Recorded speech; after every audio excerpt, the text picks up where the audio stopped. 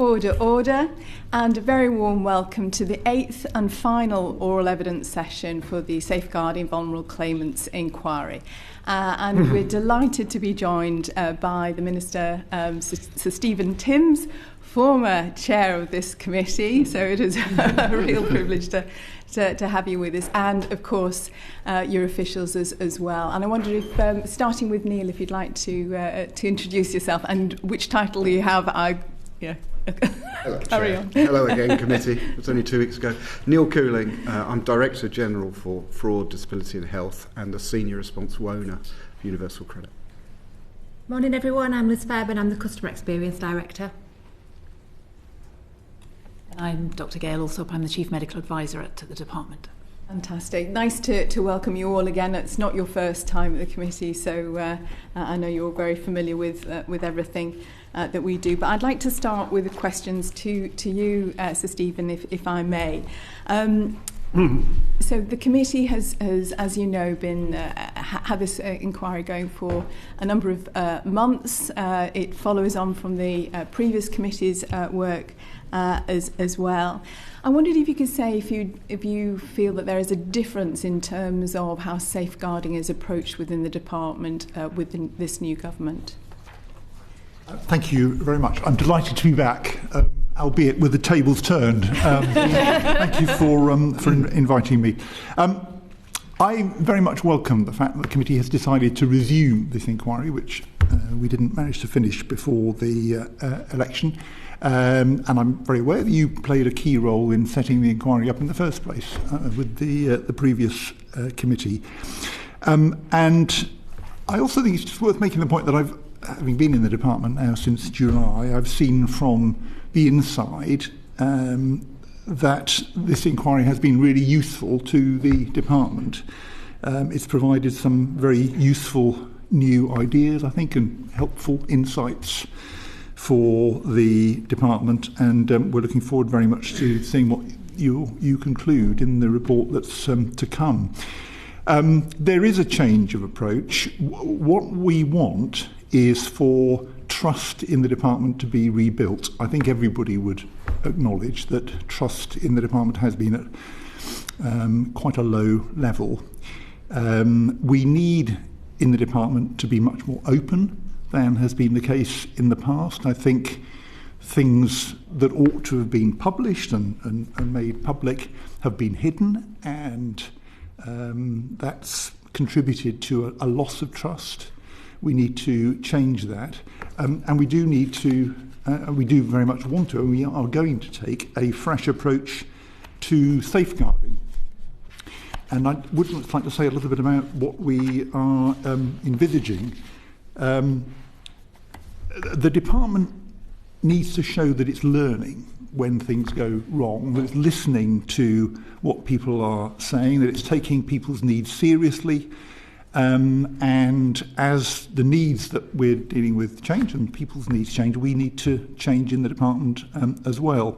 So we are reviewing the whole approach to safeguarding. We're planning to introduce and to publish a DWP safeguarding approach so that everybody can see what the approach we're taking is, and that will set out the support that's available to people, how to access that support, and what they can expect from us when they come to the department.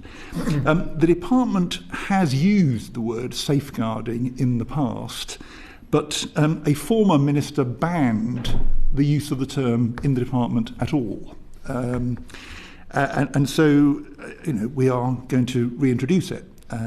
We think it's a good word and a word that we should be clear about what it means in the department and how we seek to delivering it.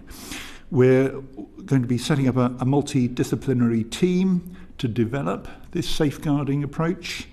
We're going to be bringing in expertise on safeguarding from outside the department to help us with the work. And I'm hoping that when it comes to the department responding to the committee's report, I'll be able to give much more detail about how this is going to look. And then, as you know, we've got a green paper coming up quite soon now in the spring. There'll be a white paper, I hope, before the end of the year. And I'm hoping in the white paper that we'll be able to provide a much more substantial update. And I hope that all of this is going to move us towards much, much greater transparency about how we're doing things, and that I think one of the benefits, I hope, is going to be that we will start to rebuild trust in the department, which has been so badly lost in the past. Thank you. I'm very conscious of time, and the committee is very conscious that you have to leave at 10:30. So I'm just going to follow this up very, very briefly. It would be interesting to find out, for example, in terms of how this is applied at a systems level. So, for example, in the development of policy, in the green paper and, on disability reforms and so on. That would be very interesting. I appreciate you may not have the detail now, but that's something very, very much that we're looking to, and the role, for example, in a pre-assessment, if you want, in terms of the potential impacts around safeguarding. Moving very quickly. I agree, it's an important element of the thinking behind the green paper. Yeah. Thank you. So I'm going to move on very quickly now to around the safeguarding duty that we discussed, and I was very heartened by what the Secretary of State said to us in November when we posed this question to her, and I think I've got the text here. I'm open to the suggestion. I know the Permanent Secretary agrees. I do not just want people to be safe, which is the bare minimum. I want the best possible standard of care and support for people who rely on us. I mean, how has that progressed since she made those remarks back in November? Well, that's the intention behind this approach that I've referred to, a new safeguarding approach in the department to be embedded right across the department in all the things that we do. The Secretary of State made the point that we certainly haven't ruled out the idea of a statutory duty, but that's not something that's kind of on the cards at the moment. We want to get this proper safeguarding approach in place. We want to define what exactly it should look like. We want to make it embedded in the department, and see how we get on. And if that solves the problem, then that'll be fine. If not, we'll have to think again about what more should be done. But it's a big piece of work, a big commitment on the part of the department, and one we're determined to deliver on. Thank you, Sir Stephen. I'm going to hand over now to John Mill. Thanks, Chair. Morning. The committee has heard contrasting evidence about whether it would be a good idea to have a definition of vulnerability or a description of vulnerability. And broadly, a description, the negative is that it might not be precise enough or clear enough, so people wouldn't know when to use it. But if it was a definition, you might get the opposite effect, where it leaves out people around the edges who don't quite fit the narrow definition. The DWP have seem to be taking the view that a description is the preferable option. Is that still your view, and if so, why? Ask Liz to comment on course, this. yeah. So, in broad terms, currently the department defines vulnerability as an individual who's got complex needs and requires additional support to enable them to access our services and use them safely. So I think, in my opinion, that is a robust definition, but we always maintain the fact that we need to demonstrate flexibility. And if a customer presents us either through one of our telephony channels or in person in a job centre, that our people are empowered to take the right approach for that person at that time. We know that vulnerability can be in that instant, or it can be a longer term vulnerability. So we are that definition is embedded in our documentation, in our instructions and guidance, and we encourage our people to use that when they are interacting with our customers. And related to that, do you track any information about vulnerable clients, such that you could see people in the database, and then also perhaps do understand the impact of DWP services or actions? Yeah. So in my opinion, the way to do this is through our systems and our modernisation agenda, and the thinking to be able to track that is absolutely in that. For some of our services, we are at the mercy of legacy systems, but every single one of our benefit lines has a way to record that. In Universal Credit, we've got our additional support area where we can capture and track customers' needs. In our other areas, it might be done through pinned notes, but that will evolve as we move through our modernisation agenda. We are trying really hard now to use the data sets that are available to us, especially where it's structured, so in Universal Credit, for example, to overlay that with our customer research so that we can better understand our customer needs. Alongside that, we're also investing in what we describe as journey mapping capability, so encouraging the department to look at the journey of the customer through the eyes of the customer, and that's really useful for us. We can use our internal data to support that information, but we can also work with external partners as well to say, what's your view, what are your customers experiencing, and how do we feed that in? So we're not there yet by any stretch, but we are certainly moving in the right direction, and clearly modernisation will be the keys for us to having a robust solution to that. Thank you. Bill German. Thank you. So the previous committee heard evidence from the Public Law Project that they believe there should be more onus on the DWP to identify vulnerable claimants rather than rely on self-declaration or disclosing themselves by the very nature of those vulnerabilities. So I wondered if you thought that DWP colleagues had enough opportunity and skills to identify if a claimant has additional support needs. So I'm thinking about people like work coaches, universal credit case managers and phone agents. Is there enough opportunity there, and indeed time and that professional curiosity that's needed to identify where there's vulnerabilities? Could I start? I mean, you're absolutely right, Ms. German, that kind of professional curiosity is one of the keys here. We spend a lot of time training our folks about a whole plethora of support needs that our customers could have, how to identify some of those things. I've been before the previous committee, before talking about the work we've done around domestic violence and how to spot some of the signs of that, and coercive control and such. So we train our folks up. Some of we do rely on people opening up in conversations with us, so it can often be the third or the fourth engagement where this may become apparent.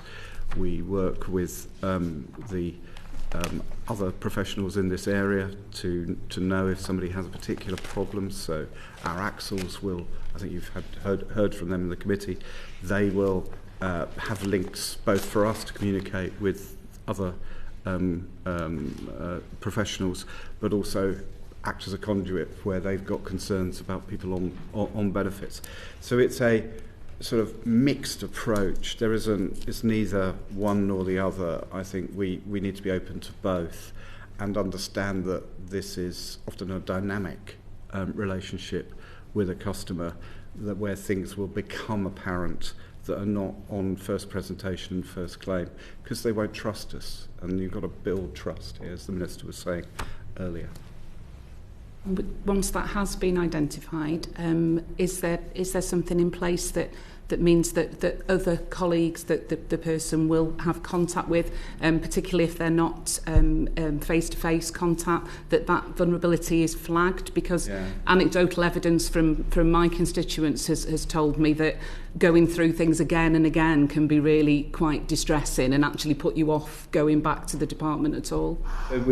So we have a test and learn approach in Universal Credit I've talked about before to this committee. The additional support area comes out of a piece of test and learning. We were pinning notes on cases.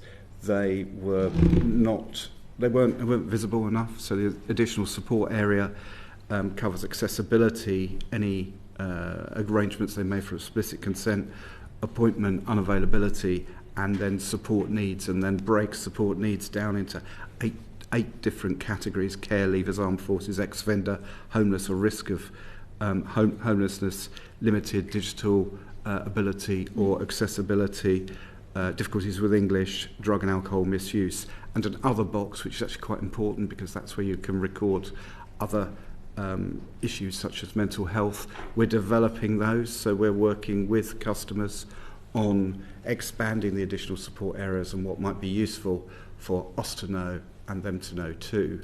And it's proving to be better because it's right at the top of the kind of page as you look as an agent. When you go in, so it immediately beams out you that there is a support need here.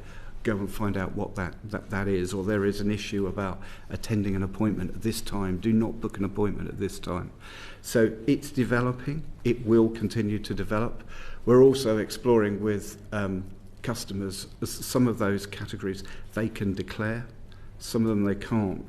But it's really into the detail, because if you say ex-offender, there's a broad range of ex-offenders. You have somebody who's just been to prison 5 years ago, is rehabilitated, doesn't really need any support, or somebody who's actually under conditions about their release.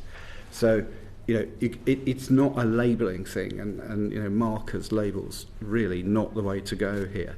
It's the quality of the information that you hold on the service, and as you put it, that being accessible to people, so people don't have to retell their stories and relive the trauma again and again and again in interacting with us. Thank you. Damien Egan wants to have a quick follow-up here. Yeah, quick one. It actually builds on that very point. So I was going to ask if there's opportunities around, obviously not something you want to rely on, but kind of technology and AI in terms of identifying people with additional support needs. And I guess that would only work also that if people haven't got regular contact with frontline workers, where other agencies are flagging things. But are there more opportunities to go down the tech route to aid work coaches? Well, as I've tried to explain before, the AI is fantastic, lots of potential, but it works off data, or the large language models do. So unless you've got the core data in the service, there's nothing for the AI to do its magical stuff on. So, we have an emphasis at the moment in the department on building our data and asking, sometimes Parliament, we have a bill currently at the moment asking for more data to allow us to do our jobs effectively. Here, the data exchange between the various professional organisations working is vital. Whether a piece of AI would help you across the top of that, don't know. At the moment, I think we need to make the flow of data better before you get into a big tech solution. Just on that, there is one use of AI, which I think is quite an interesting one, which is to scan incoming letters, handwritten or typed letters. We look at those, and AI is used to find out whether the letter is revealing some element of risk or vulnerability around the person, and we can do that on the day the letter is received, so that you can then alert somebody that there might be an issue here, and the department can respond appropriately. So the issue is there's 25,000 letters come into the department every day, and they all get looked at, but it takes a period of time to get to them. What this piece of AI does is bring the cases with vulnerability to the surface, particularly say there's a suicide risk, and get that straight to an agent, say, we've got to do something about this. Yeah, it's worth mentioning, in addition to that, we've got our call listening service as well, which does what that solution does, but for our calls. So we've got it on 40% of our calls. Through our next period of modernisation, we'll expand that.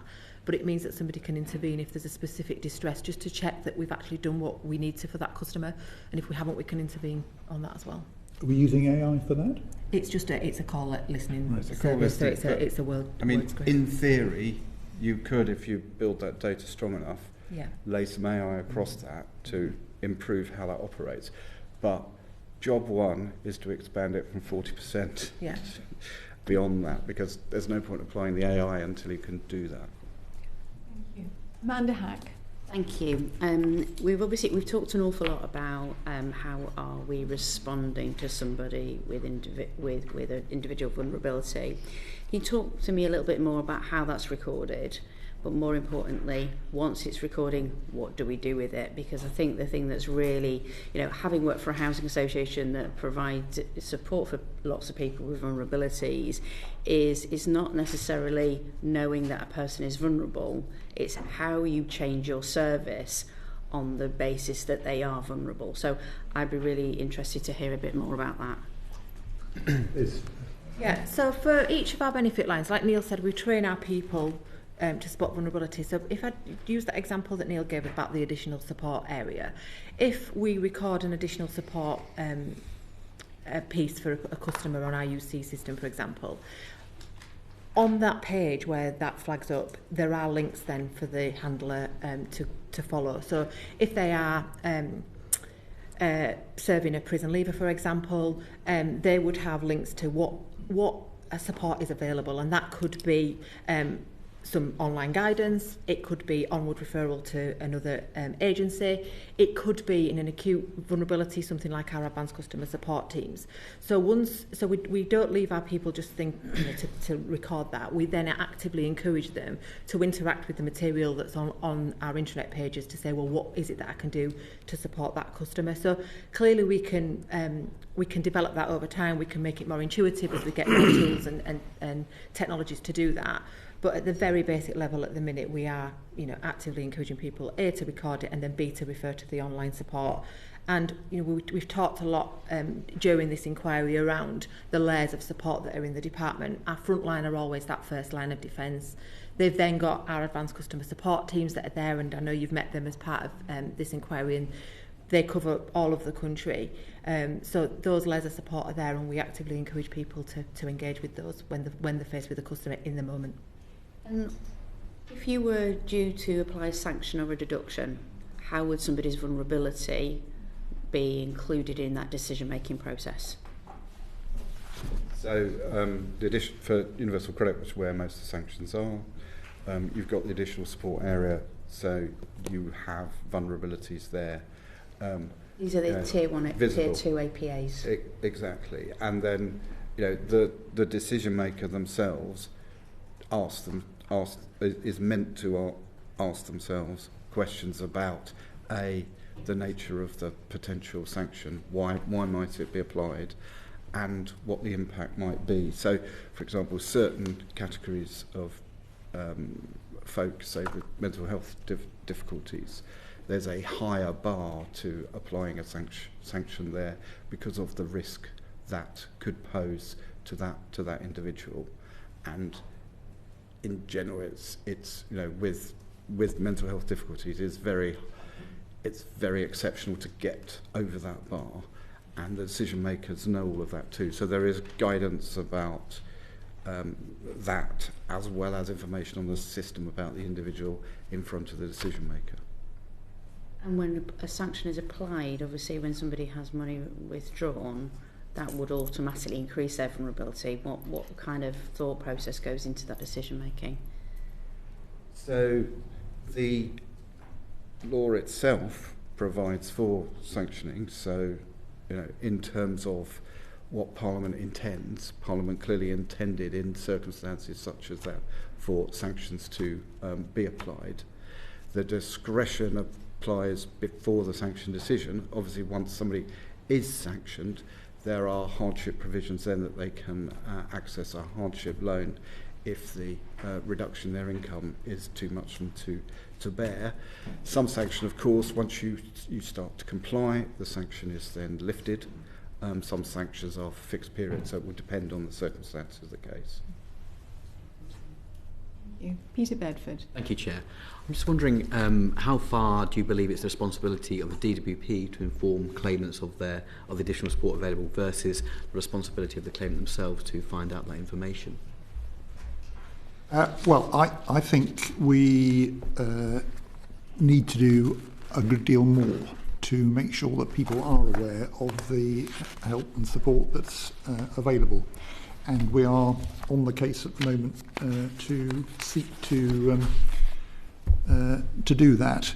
And I think the department needs to understand better the kind of barriers and challenges that people do run into when they use the benefit system, and we need to change the services that we're providing in the light of that understanding. I've talked about rebuilding trust. We do need people coming to the department feeling that it's safe to come and that they are able to tell us what it is that they need. and not feel that they are putting themselves in sort of some kind of danger when we do that. We need to be sort of out of job centres. We need to be in communities. We need to be in libraries. We need to be in community hubs, GP surgeries, in order to be able to do that well.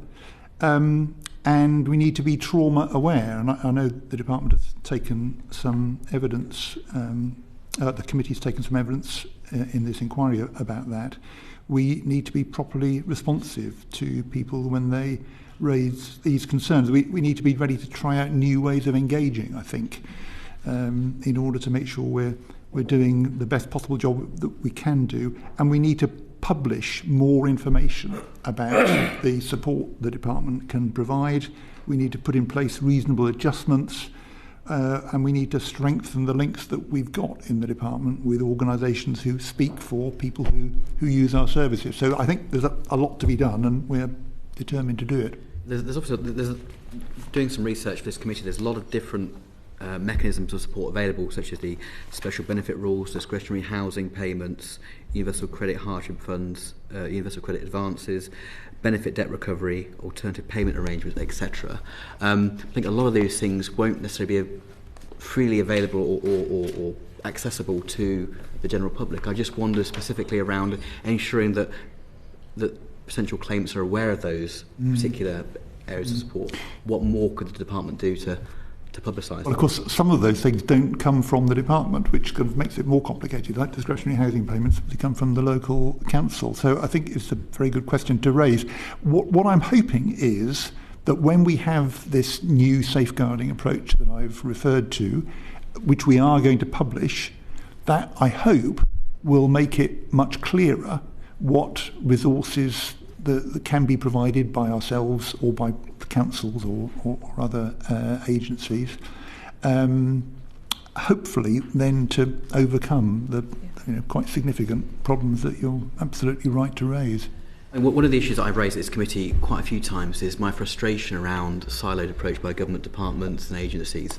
You've got your responsibilities, the local authorities got their responsibilities, ensuring that all those agencies do actually speak to each other and work together to ensure that we're doing the best for the public. Yeah. What more in that space do you see you doing? I think the gov.uk I think does provide an opportunity for kind of whole of government information to be provided in a way which isn't siloed, which is all there in one place. We've obviously got to make sure people can find their way to it. But I think provision of online of information does give us quite a good opportunity to overcome that very real difficulty. Turning to work coaches, the Social Security Advisory Committee expressed concerns about the use of discretion by work coaches to mitigate consequences of DWP policies. Do you agree with those concerns? Yeah, I think it's absolutely right to raise concerns. I mean, we've talked a little bit already about what we're doing to make sure that staff in the department are able to spot vulnerability and respond appropriately to it. There is specific training and guidance right across the department on all of this. There's also the customer additional needs campaign that's being rolled out at the moment across all benefits. So, there's quite a big effort being made to make sure that staff, work coaches and others are equipped to deal with, the quite difficult circumstances that their job requires them to handle. I just wonder how the department's going to ensure that's consistently applied across the country, because they're often in government departments doing well in a particular region or a particular part of the country. How is the department going to ensure that is more broadly, fairly, consistently applied across different regions? I was Minister, to the question, and sort of partly my previous response to Ms Hack's question I think is relevant here. I mean, discretion is both advantageous and disadvantageous, as your question was suggesting, in that if you want the same approach everywhere across the country, then you minimise the amount of discretion. But given the extreme variability in people's conditions, lives and experiences, discretion can be a real asset in allowing a approach to be modified where the circumstances kind of dictate it. So to your initial question, do I agree with the Social Security Advisory Committee? I'll give a civil servant's answer, yes and no. It depends, because I wouldn't want to extinguish discretion, but I would want to try and ensure that people are applying the rules consistently. And I think there needs to be some subtlety in that. Now, for big organisations, subtlety is a problem. We take 36 million phone calls a year. We've done nearly 7 million medical assessments since 2019. So you have to understand it's a big volume business. But I think humanity inside an organisation comes from giving people the ability to exercise some discretion. But clearly you want it to be within a framework that's visible, as the Minister is saying, that people outside can understand and can hold civil servants to account for, so that that discretion does not become a sort of personal tyranny over somebody. So that is really important. I think the Social Security Advisory Committee's concern was if the discretion goes too far, you get into situations where the person is no longer a public servant, but is actually exercising control over people's lives. And that's not what we want in the department. Thank you. Bill German.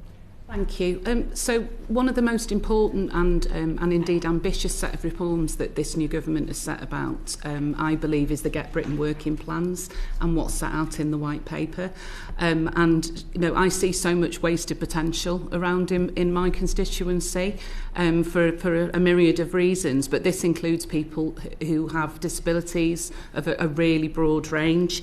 I'm really pleased that there is going to be a panel of disabled people so can look at co-production of this policy, and I know that organisations like Mind and the National Autistic Society have said exactly the same, how important that is. So I wondered if you could just set out what that panel would look like, the plans as they are at the moment, and what you envisage that will happen with that. Well, I think this is absolutely crucial, and we are going to say more about it in the Green Paper.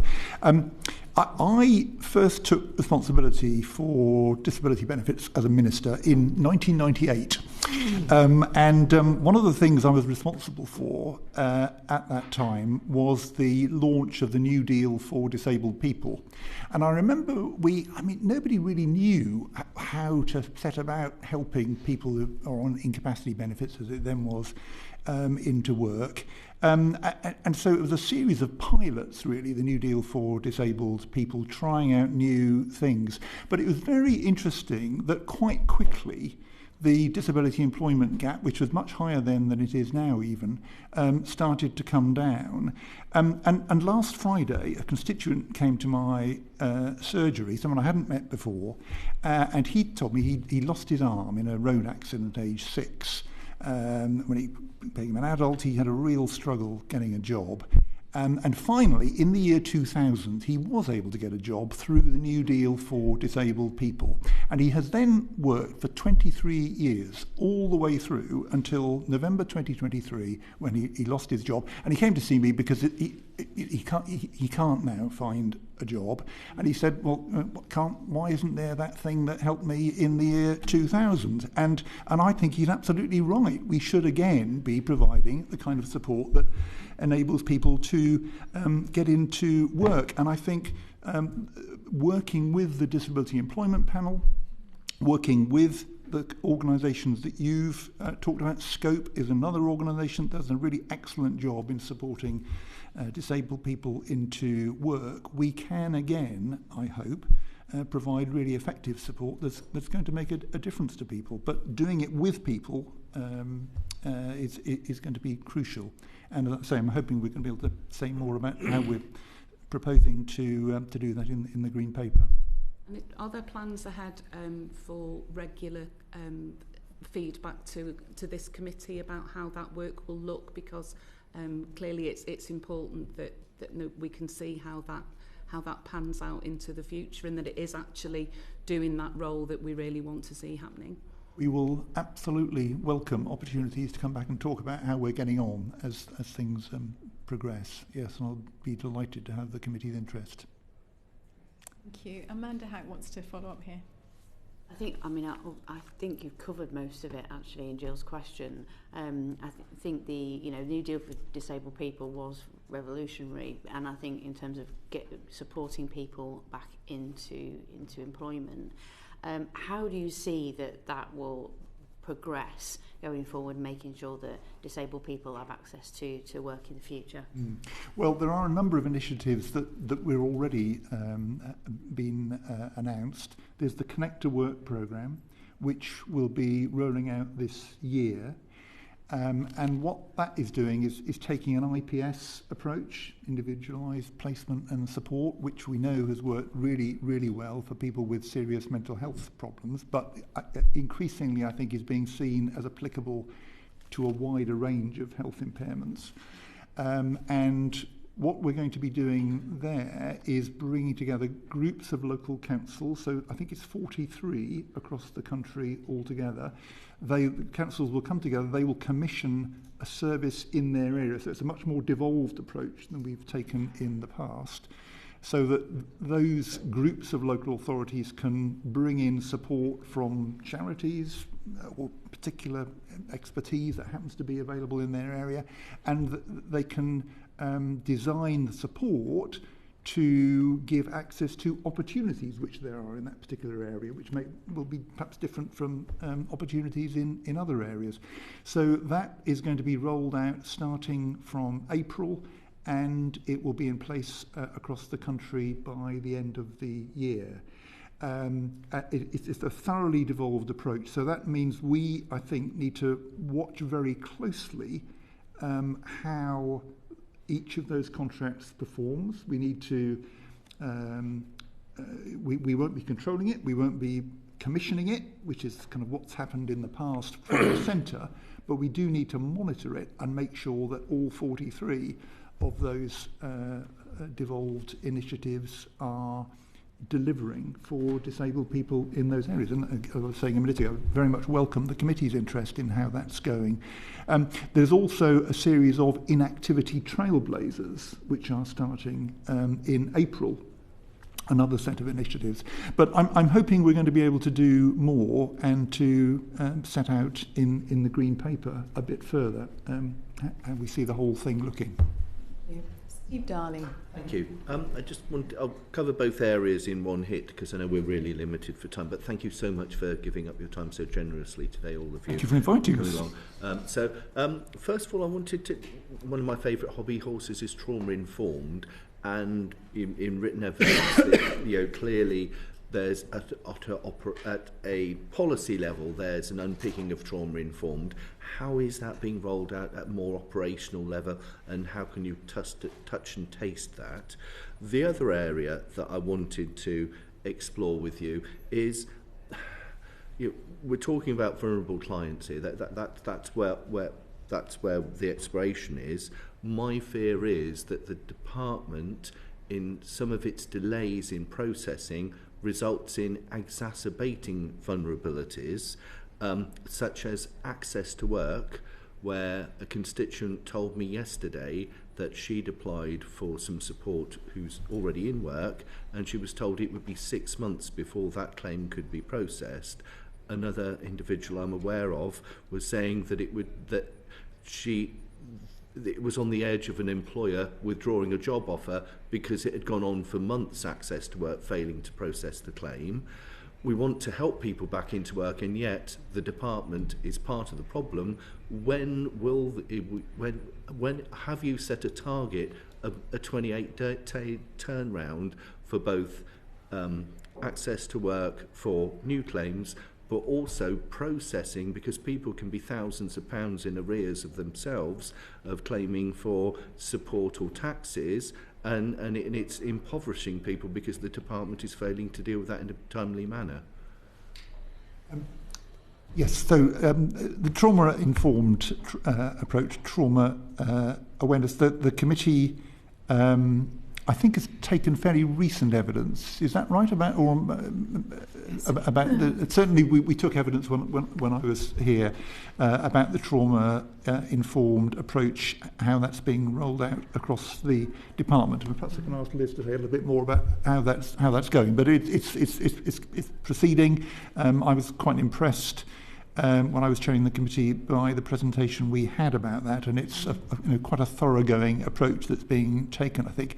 On access to work, let me touch on that one before asking Liz to comment further on trauma-aware approach. There is a problem here, and the problem is that there has been an enormous surge in applications for access to work. A number of us will remember that we used to talk about access to work as a kind of best kept secret because nobody really knew about it and employers didn't know about it. Well, that seems to have changed in the last 2 years, and there's been an enormous surge in applications for access to work, and we have the department has done its level best to keep up. More people have been put on to process the applications and so on. But as you say, the situation is not in good shape at the moment. So I think what we're going to need to do, and we will touch on this in the Green Paper as well, I think we're going to need to make some fairly significant reforms to access to work, look again at the whole approach we're taking, look at whether actually employers could do more. There are legal obligations on employers to make reasonable adjustments. I'm wondering whether there's more we can do there. As you might know, the Secretary of State has commissioned Sir Charlie Mayfield, who used to run John Lewis, to carry out his independent Keep Britain Working review, looking specifically at what employers should be doing and can do to improve opportunities for disabled people with health impairments to get into work and stay in work and do well in work. So I think there's quite a big issue here, and I think the kind of the current style of access to work is unlikely to be sustainable in the long term. We've got to come up with something better and more effective given the current very high level of demand.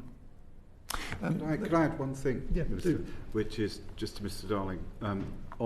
For people who have a job offer, we prioritise those cases above the backlog we've got. So in that particular constituent case you raised, if you send me some details, I'll send the Minister the details. We're very happy to get onto that because we don't want the backlogs to stop people getting jobs. On trauma, on trauma reform. So you're right, Sir Stephen, we did give evidence in the committee, and I think we sent a letter to you in January as well.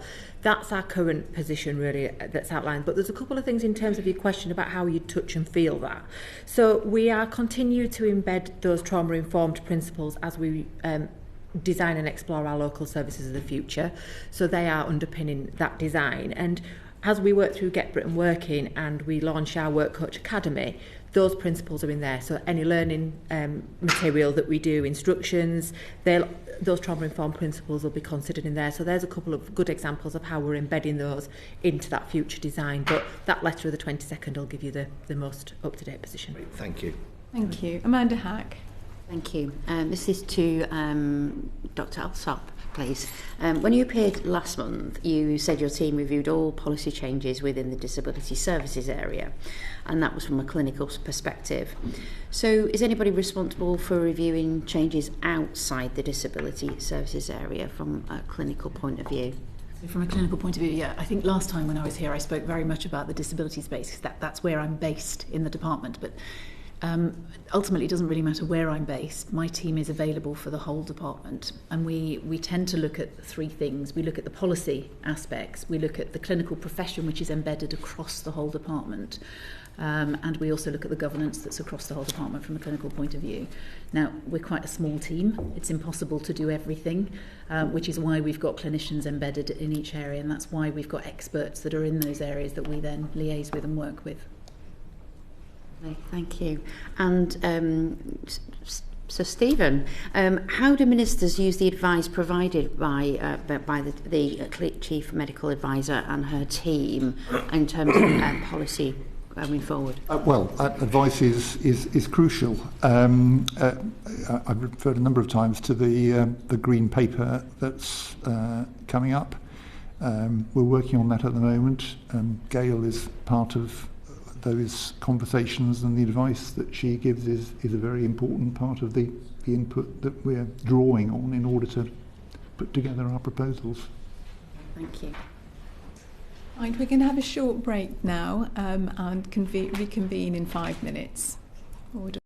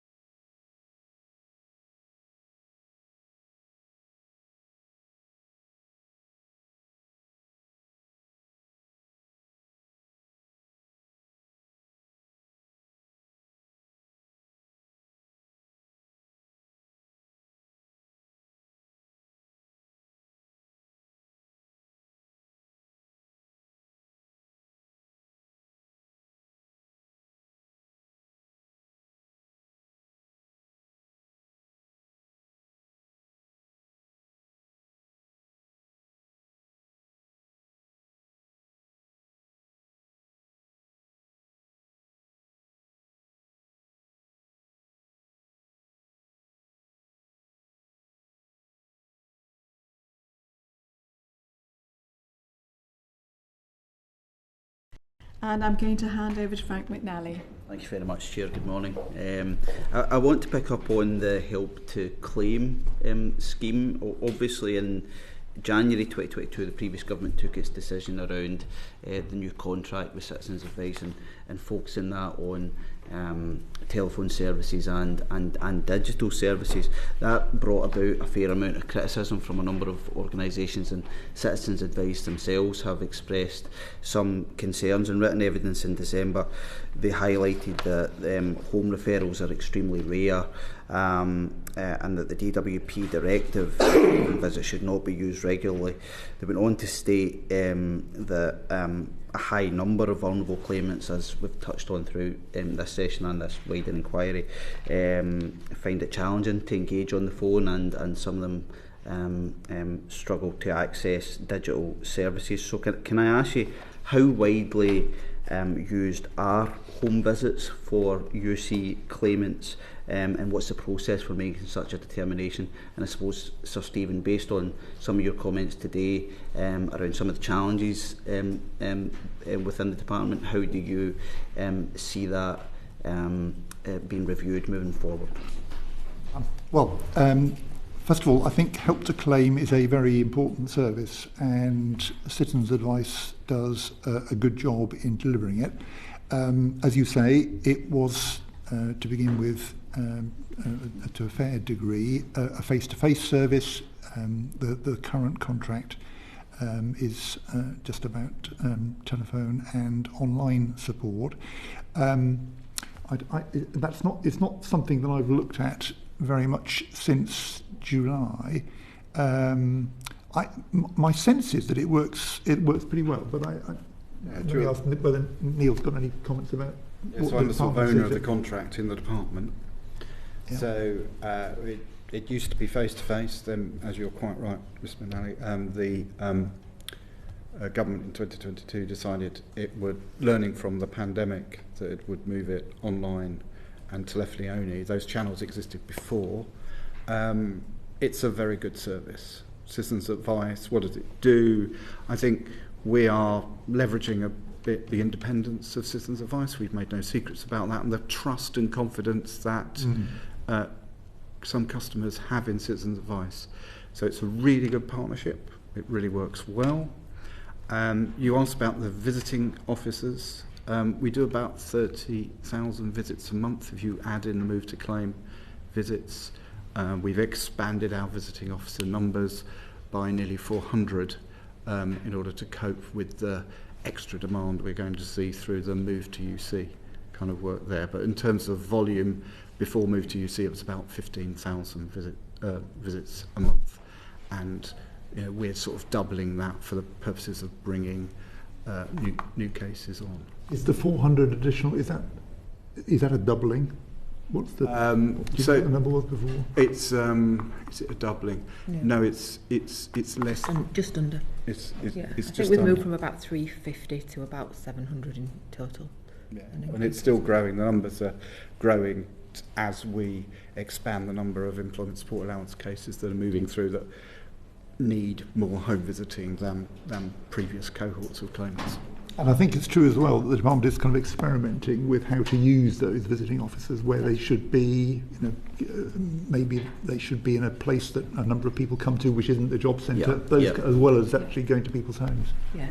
I suppose that's an interesting point there around where those sort of services are being provided. One of the challenges that Citizens Advice highlighted around the Help to Claim scheme as it is currently set up is that their advisors can undertake a much more thorough examination about the claimant's circumstances, provide that sort of more bespoke advice, particularly on UC versus legacy benefits. That's not the case when they're at Job Centre Plus and engaging with the work coaches. So how would you assess the adequacy of the breadth of support offered to those claimants via Help to Claim compared to the offering at Job Centre Plus? So Help to Claim is about initial claim. It's a service from making the initial claim to receiving the first payment. I spoke before to this committee about it's not just about getting the claimant to make the claim, it's about making sure they safely go through that first month, provide all the information needed to support that claim so that they get an award at the end of the month. So that's what Help to Claim does. Job Centre service is a bit broader than that, so that could be help with the ongoing claim if issues arise in month 2, month 7, month 12 of the support there. And of course the Job Centre can provide help with claiming online. For example, we have computers in all our job centres now that customers can use to make applications for universal credit. So the services are complementary, they're not exact copies of each other, and we spend around £20 million a year with Citizens Advice for the Help to Claim service. It helps around 5 to 7% of new claims as a rough kind of rule of thumb. It goes up and down, but as I said, as the department, we are very happy with the way in which Citizens Advice are exercising their responsibilities under that contract, and we've extended it many times since it was first done as a reflection of that sort of satisfaction.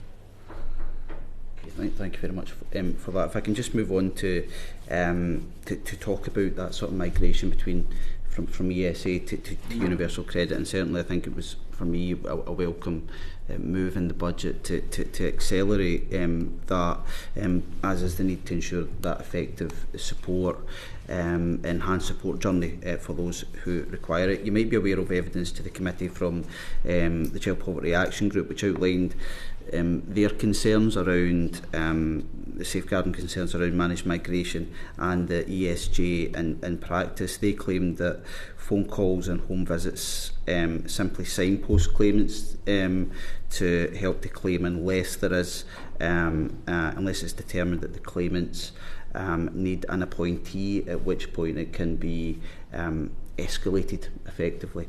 So can I ask you what assistance is available for those who are migrating claimants and do require extra support but do not require an appointee?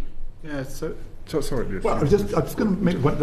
I think it's I think this is a very, very important subject, and we are getting towards the end now of the migration to universal credit, and some of the more vulnerable people who will be migrated are going to be migrated over the next few months. So I'll ask Neil to say some more about exactly how that's being done. A point that intrigues me about all this, I remember the launch of the Universal Credit White Paper in 2010. It said that the transition to universal credit would take 7 years.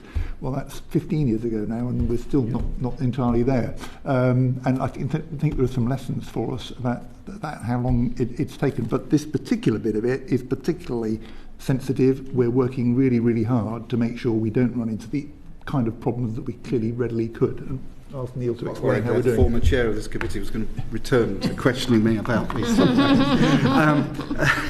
It has taken a while, Minister. Yes, you're quite right. 10.5 years I've been doing this now. Okay. First of all, we take what CPAG say very seriously. We have meetings with them. Their monitoring of what we're doing, I think, is incredibly helpful. I don't agree with them on everything they say, but they do point out some things that we have then attended to. So I do not, this is not defensiveness on my part. About 69,000 people have now gone through the enhanced support journey. So it's a well-travelled path. Basically, all of the ESA cases will get an enhanced support journey if they don't claim by week 12 of the migration notice period. And the vulnerable claimants we've identified on income support are, for the most part, have had enhanced support journey cases. Of those 69,000, and I'll come on to explain what that is, because it is a prompting that goes on there. Three times we tried to contact the claimant by phone and ask them why they haven't claimed. And that's where we might refer them to Help to Claim and say, oh, well, you do know Citizens Advice or Citizens Advice in Scotland are available to help and support you in making a claim. So that could be an appropriate thing to do. But of that 69,000, 28,000 so far have been referred for a visit. So they haven't responded to the telephone calls. We haven't been able to contact them, maybe. Or they've just said, I just don't know what to do. So we've put those out for visits, and we're now working our way through those visits. And the plan for the rest of this year and the coming year have this enhanced support journey at their core, because we absolutely must do everything we can to ensure that claimants on ESA, who typically are more vulnerable than the previous cohorts we've been working through, make their way safely onto universal credit. So we are very focused as an organisation on making sure that happens. We have put the resources behind all this activity. We are ready to do it. I'm not saying, and I've said this to CPAG, there won't be changes in those processes, because we are learning all the time about what works and what doesn't work as well, and we tweak the system. This is what test and learn is all about, as we spot an error or spot a flaw, and we quickly try to get in and fix that. Can I just add on that? The department does meet regularly with quite a large group of national stakeholder organisations, 68 according to my briefing, who've got expert knowledge about the needs of vulnerable people. CPAG is one of them. And I was on, I thought, a very useful call with Neil a few weeks ago. I'm not sure how many people there were on that particular call, but around the transition to universal credit. Quite a lot of local organisations. That wasn't all national organisations. Well, the kind of local advice people, givers, just talking about what they were seeing in their area about the transition to universal credit, problems that they were aware of, and Neil was taking careful notes of what they were saying and giving answers to some of their queries. So the department does quite a lot of talking to, that was a Zoom call, that one, talking to people around the country about what's going on and trying to make sure we learn lessons when there are problems. I'm conscious of time. I will just finish with this final short point that certainly in evidence to this committee, one of the areas of concern that they flagged was linked to that, the discretion to escalate a case at the end of that enhanced support journey, and kind of a lack of understanding around the criteria that was used to make such determinations. But I imagine if you are in ongoing dialogue with them on a regular basis, so what they'd like me to do will be clarified with them. Apologies for interrupting, sorry. What they'd like me to do is to start the enhanced support journey earlier, so earlier than 12 weeks. The reason why it's at 12 weeks is we know there are two peaks for people claiming universal credit in that 3-month migration window. It's right at the start, so about 25% of people claim as soon as they get the migration notice. Then about 60-70% claim in weeks 12 and 13. So if we pushed the enhanced support journey too early, it wouldn't be effective. People would say to us, yeah, but I've got another 5 weeks yet, and I intend to use those 5 weeks that the law allows me. So one of their, and I think you heard some of that, Minister, on the call. That's their perspective. I have a different perspective because I'm running a big volume challenge here about how to do this, and the most efficient way is to do it at week 12. But what we don't do at week 13, if we haven't made the phone calls or the visit hasn't happened, is cut the claim off. We have the facility to extend claims, and we extend claims in those circumstances. We extend the migration notice period, or in very rare examples, but we do have the power under the law to withdraw the migration notice and start the whole process again later. And that may be, so we've had some cases which we call exclusions, where we might not have built the service necessary. So, for example, the Braille service for tax credit claimants was only ready by October last year. So we excluded where we could, where it was visible to us from HMRC tax credit claimants who needed a Braille service. We now have that Braille service in place, so we're letting those cases through. Some cases will have got through, though, before then, because HMRC didn't tell us or didn't know or wasn't available on their system that there was a Braille need.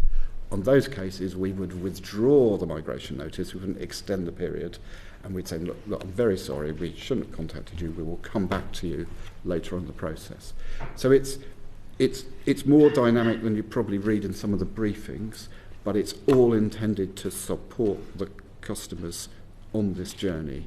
We're not trying to catch anybody out. Success for us is not that people have not made a claim. Success is people have made a claim.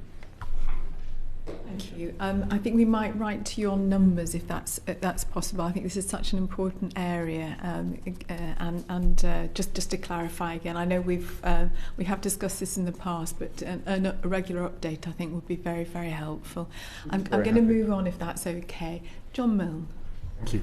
Over the last few years, customers in receipt of special disability premium have experienced difficulty moving to UC because it's not automatically included in UC. Hopefully the current solution is now working, but I wanted to ask how many people has the department identified as being eligible for the transitional severe disability premium element who moved to universal credit before 14th of Feb 2024 following a change in circumstance? And how many have been paid, and are you confident you've got everybody, basically? We have a go. Yes, Neil, I shall do that. So there are two sorts of transitional protection, which often confuses. There's transitional protection for cases that move as part of the move to UC process, the so-called managed migration. That's been built. That works, pretty well. And we're not experiencing any troubles with that. Then you talk about the transitional severe disability premium element. Those are people who have moved through a change of circumstances onto universal credit. They've already moved to universal credit. They weren't part of managed migration, and the government's intention from 2018 was for those cases to get a transitional severe disability premium element. Then got confused by about 3 court cases that have now worked their way through the system. The courts have decided on all of these. And we are now moving to implement the various judgments of the courts in those cases. We see them in 3 cohorts. So between 2018 and 2020, we set up a clerical system to pay the transitional protection. There's about 15,000 cases in that group. After 2020, there's about 35,000 cases who were automatically paid it as part of their universal credit. And then there's about 7,000 cases who were on universal credit, are no longer on universal credit, but would be entitled to some back pay for that. Why do we need to do some back pay? Because the courts decided that the transitional protection we were providing was not large enough. It needed to cover other elements. So we are currently working through those 3 cohorts of cases.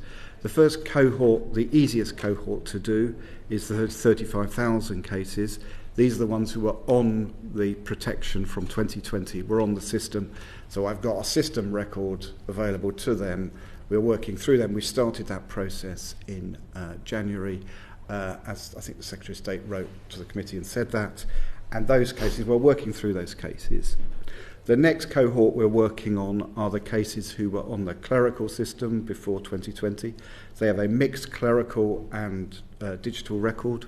So I need to work out a way of calculating all those cases. Once we've done that, we will then do the 7,000 cases who are no longer on universal credit, go back over them. There'll be a mixture of clerical and digital cases, and we'll make payments on those. We're aiming to do all of that by August this year. Apologies for the length of the answer there. That's great, but you may say to me, Chair, could you write that down into a letter, to which the answer would be, I'd be very happy to. That would be very helpful. Yeah, thank you. John, thank you. A very comprehensive reply. Thank you. Yeah. Thank you. Yes, if you could reply. And now over to Dana Regan. Thank you. So I've got questions about how DWP works with the adult safeguarding boards. And so you've got there's last year the agreement around the memorandum of understanding. So there's 2 parts to this question. How's the department ensuring it complies with the memorandum of understanding? And the other element to it is your thoughts on whether you think it'd be useful if there was a requirement on safeguarding adult boards to have a representative from DWP on them. Well, let me start with that. I think it is very useful. I think the memorandum itself has been a helpful initiative. It's been in place nearly a year now and seems to be working well. I wondered actually whether the committee might like to see it. I think it's a kind of helpful document to read and says, you know, a fair amount, I think, about the approach that the department is taking to safeguarding. We reckon, Gail and I were just talking about this, we reckon that about 80% of safeguarding adults board meetings are attended by one of our AXLs. We think all of them will attend some of those meetings at some point. So it's a very important part of their work. And I think the initiative and the collaboration has significantly improved our safeguarding approach and delivery. Glad you pronounced axles, because that answers my next question.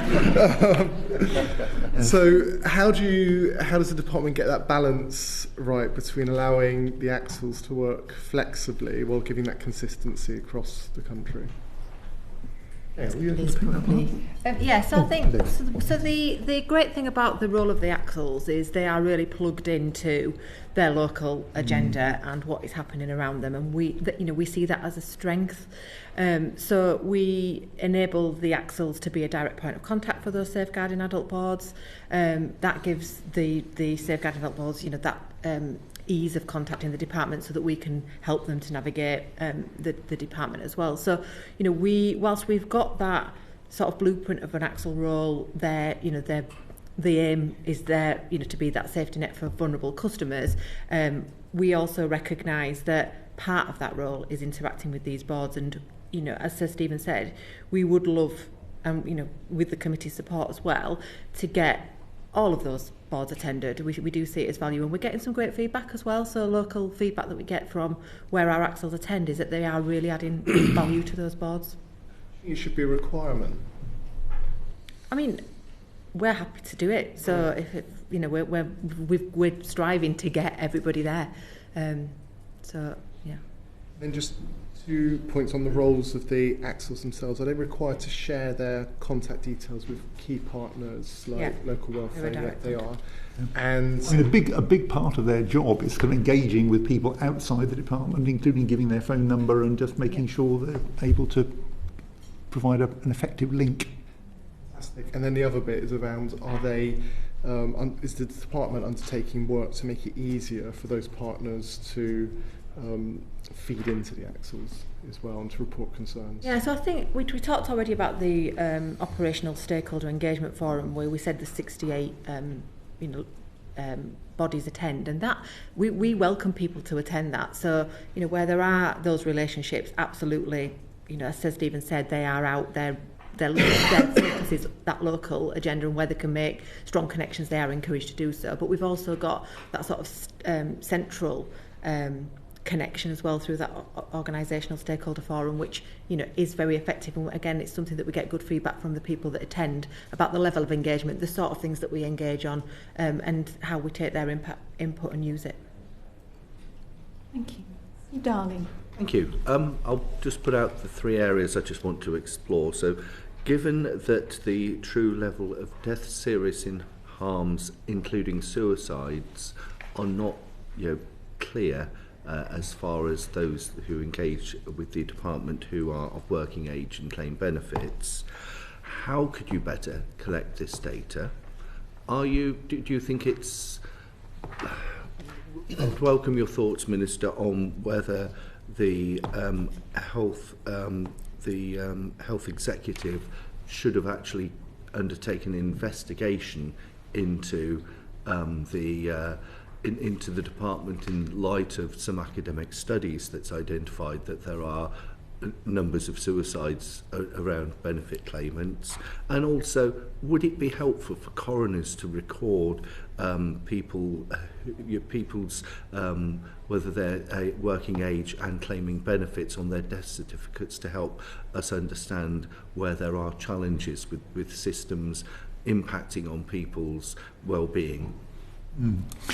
Well, should there be better data? I mean, I'd certainly welcome there being better data. The question, I suppose, is how such data would be gathered. I mean, the department does work quite hard, I think, to gather information from as wide a range of sources as possible about what's going on. You may well want to talk to me about the serious case panel this morning. I mean, that's an important part of the work that the department does, and that takes in information from all sorts of places. Yes, from coroners, reports, from internal process reviews that arise from cases when we're aware that a particular tragedy occurred, but also from complaints, from people writing in those letters I was talking about earlier on, and so we do try and use all the information that's available to us to provide feedback and to improve our services. I think you asked the Health and Safety Executive, was that last week when they came, about whether they ought to have been investigating? I mean, I don't know quite what their answer was, but I mean, the Health and Safety Executive is focused on health and safety at work, which is rather different, I think, from the concern that we're discussing this morning. In terms of working with coroners, this is an important area. Let me just ask Gail to comment on how that's working. So specifically about the working with coroners, I think we've strengthened that. So prior to my arrival in the department, it was pretty strong anyway with Liz's team working on the prevention of future death reports. We've actually strengthened that now. So I co-sign as a single senior civil servant looking at all of those reports so that we can actually start to try and draw themes. The numbers are small, so drawing themes we've got to be very careful about doing that, and we have now taken the first step of bringing that to our clinical governance board as well to actually look at those themes. We've done that in January, and that will then in turn feed up to the serious case review panel as well. But I think what's really important to say about suicide is it's never one thing. And I think that's a really important thing to remember. You've also got to remember that some of the risk factors for suicide, particularly for working age people and particularly for men, are loss of work and loss of income. So in terms of those risk factors for suicide, of course people who are on benefits will be at risk, but it doesn't necessarily mean it's the department that is the only trigger for that suicide. And I think what's really important about the cases that we look at, both from my perspective and particularly from Liz's team, is that we look at that holistic approach to what is going on. And the prevention of coroner, the death reports that come through are really important because that also gives us an idea of the different number of services that people are interacting with. And in the ones that I've seen thus far, we are never the sole agency that is working with people, people that often have chaotic and very difficult lives. And I think that's really important to take into account when we're thinking about this. I think Steve mentioned suicide, but we're very aware as a committee that that's not the only cause of death of claimants. And I think what's behind Steve's question was particularly in terms of the fact that we don't have a true scale of deaths of claimants. So how we could resolve this so that although we know that you investigate have investigated, I think, about 80, 90 over the past year. We don't know whether that is a true reflection of the number of claimant deaths that we need to be aware of. So I think that's behind Steve's questions. And they're not all suicides. Errol Graham didn't die of suicide. He's died of starvation. And the sheer number of people that our department touches and the lives that they touch, there are, of course, going to be lots of people that die in the process every single year who are in touch with our department. Sometimes there will be a trigger within the department that makes something worse, but actually there'll be lots of people that die where there is no trigger within the department. So finding out the trying to understand that really, that there is no, on death certificates, that there's no way of recording whether that person was a claimant, its occupation, and it's the previous occupation, and whether we should have a better understanding of working age people who are dying. So that was behind Steve's question. I think we'll leave it there, if I may, but I think this is a point that we will return to. I'm going to move on now to Jo Baxter. Thank you, Chair. Thank you to the panel. Just turning to the internal process reviews, Conscious that the DWP introduced a new criteria to determine if a case should be considered for an IPR in 2021. But we have heard evidence or seen concerns regarding how cases are identified for an IPR. So Daphne Hall, the Vice Chair of the National Association for Welfare Rights Advisors, says there's nowhere near enough transparency. The process to refer into the IPR was one of the questions on your consultation that I googled. I couldn't find it anywhere. DWP accounts were published. Embedded in those accounts is a referral to the process for IPRs and how it works, but that's the only place where the information was. So can you talk us through the criteria that the department has for identifying cases for an IPR in the first instance? Let me start. I think it's very important that there is much more openness in the future around this whole process. I mean, you've asked about the criteria, and that's an area, but also I think what is learned from these reviews, what the upshot of them is as well. That's been pretty opaque in the past, and that needs to change. But on the criteria, Liz, are you able to pick that up? Yeah. So we've covered this, I think, several times with the committee, but just for completeness, the criteria, and I'm going to read it just to make sure that it's correct. So there is a suggestion or allegation that the department's actions or omissions may have negatively contributed to the customer's circumstances, and a customer has suffered serious harm, has died, and that includes by suicide, or where we have a reason to believe there's been an attempted suicide. So that's the first part. Or the department is asked to participate in a safeguarding adult review, a SAR, a significant case review, which is a sub-element of that for Scotland, domestic homicide review, or is named as an interested party at an inquest. An internal process review will be conducted regardless of whether there's an allegation against the department when that second part applies. And on the point of referral, we actively promote across the department that any of our people can refer that. And of course, our external partners can refer, and as can the safeguarding adult boards if it's required, but we normally proactively take that as part of our participation in those boards. And are there any circumstances in which a family member could request an IPR? So it would normally be triggered by a family member actually contacting the department. That's what the trigger is. So if a family member contacted the department and said, my family member is at risk of serious harm, or has unfortunately taken their own life, or has died, and there is a suggestion that that is because of something that the department has done, that would trigger an IPR. That is what happens. And are you still considering ways to share certain information from IPRs with family members of those affected? So that's not, yes. We are looking at this, and I think that there is an argument for a more proactive approach here. But we do have to kind of work through the various kind of legal issues, and it could involve providing information to a family member who didn't previously know about a particular thing that was going on, and all of that I think needs to be thought about. But in principle, I think the department being a bit more proactive here and willing to share with family members would be the right thing to do. Mm-hmm. And obviously, I think Liz wanted to add something. It's worth noting as well that on the point of sharing our IPRs, we often get asked through FOIs to share IPRs, and within the next couple of months, all of our IPRs will be shared. So clearly they'll be anonymised, but from a transparency point of view, I think that's a good step forward. Yeah, definitely. And so just on the back of that then, obviously the department has said that when a case is referred for an IPR but does not meet the necessary criteria, that there is a process to encourage learning and raise awareness. Can you talk us through that process? So these are cases that don't meet the criteria, but there's still learning that can be...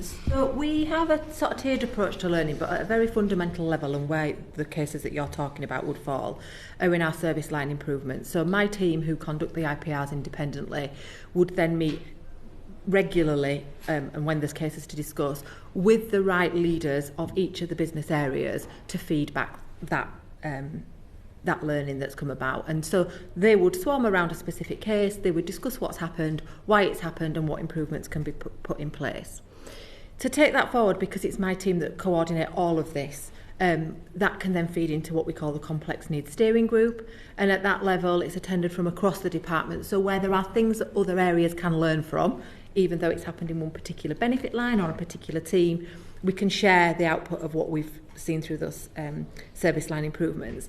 And then at the very top, as you all are aware, we've got the serious case panel, which we would, when we talk about seeking evidence, my team sort of go beyond what we've seen to say, is that thematic across the department? So we've seen it in this case, but what evidence have we got to suggest that's happening elsewhere?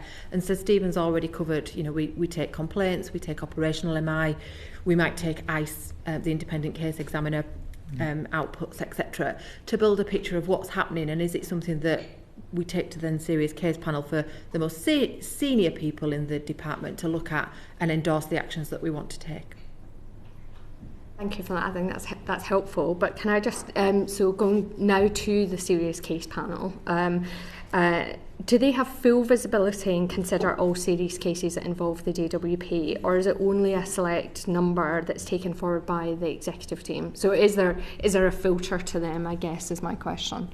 I think there's two parts to it. We share all our serious cases with the executive team as and when they come in. So there is full visibility. We don't screen or share, not share anything with that team.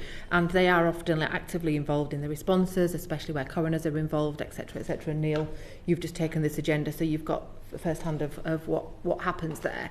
In the serious case panel, what we try to do is bring, what have we learned from serious cases? And that's all of them, not just one. If there's a serious case happened, what are the learnings and how do we bring that through? We try to bring the voice of the customer into that forum. We try to bring an evidence base to say, actually, this is something more broad, we need to take some action. And we'll bring recommendations to that board as well for them to endorse, or, is there a different way, challenge, etc. Neil, I don't know if you want to give your perspective. Yeah, I think it's just understanding in serious case panel we'll focus on the themes, not the individual case, but in the conduct of my responsibilities, one of my directors runs our personal independence payment processing teams.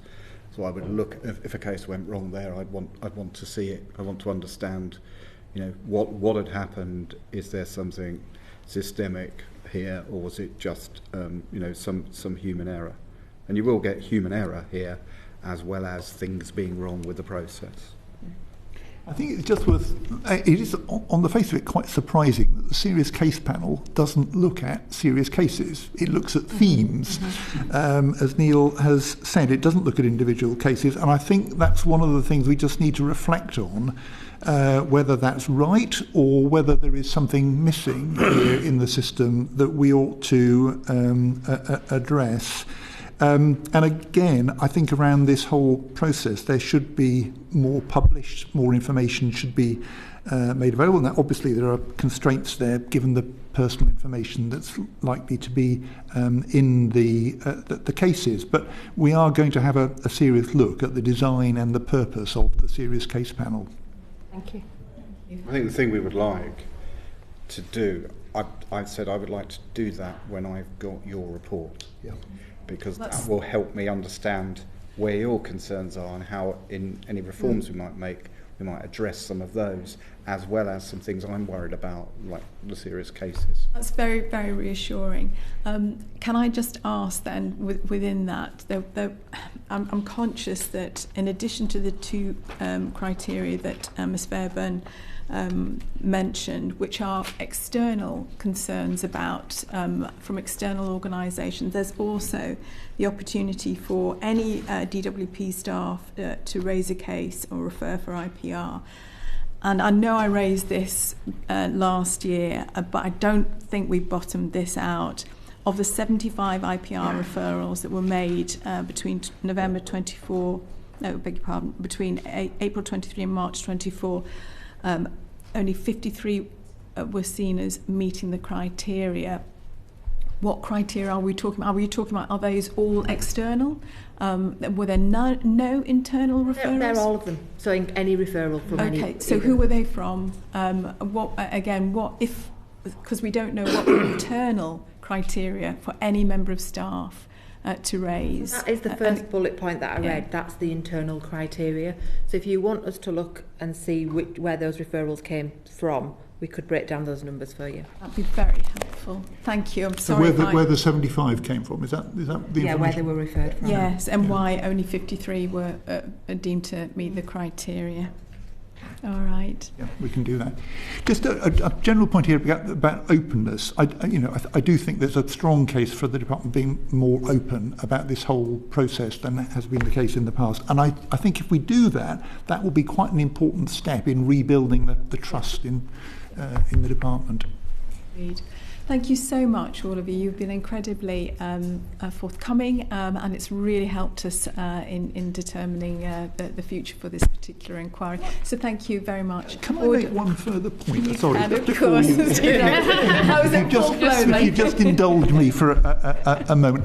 I just wanted to make a comment about John Pring's book, The Department, which I've read and others may well have read, subtitle, How a Violent Government Bureaucracy Killed Hundreds and Hid the Evidence. It's obviously a very strong allegation that's being made. My view is that John Pring is entitled to a good deal of credit for drawing attention to these things over a long period through his work on the Disability News Service. I've read the book. I think every MP was sent a copy of it. I found it a very interesting book, and I think it does include meticulous accounts of 13 deaths, most of them suicides, but as you said, there was Errol Graham who died of starvation. They weren't all suicides, and there's absolutely no doubt that book highlights serious mistakes made in the department. I think this is a very important contribution to this whole debate. But the book doesn't produce any evidence of the conspiracy which is implied by the violent government bureaucracy point. I've said already that I was a minister in this department, first of all, or its predecessor, 27 years ago. I think this is my 5th ministerial stint. I was a shadow for 5 years. I chaired this committee for 4 years. I've never seen anything that makes me think there's a conspiracy going on in the department. Certainly there are mistakes, and I think John Pring's complaint about hiding the evidence, as I've already said this morning, I think there is a very strong case for us being much more open in a lot of these areas than has been the case in the past. But it wasn't the department that hid it. The ministers chose that things ought not to be open. And the trouble is, if you think it's a conspiracy, that sort of means you don't have to bother with the hard graft of working out how to solve these problems in the way the committee now is and the department is as well. We do need that hard work. The committee, the department, we need between us to work out how to stop the mistakes that John Pring is absolutely right to draw attention to. But I kind of want to say that I think his work has been important and valuable, but I just don't think it's right or helpful to give the impression that there's some huge conspiracy going on here, because there just isn't. Thank you. And you do have the final word, and I close the meeting. Order.